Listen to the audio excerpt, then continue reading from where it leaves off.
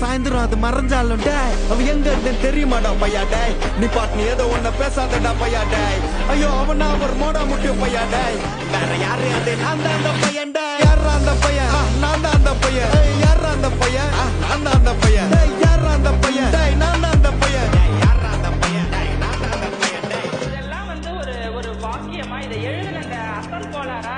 அவருக்கெல்லாம் அசல் கோளாறு இல்லை அவரெல்லாம் முழு கோளாறு தான் அந்த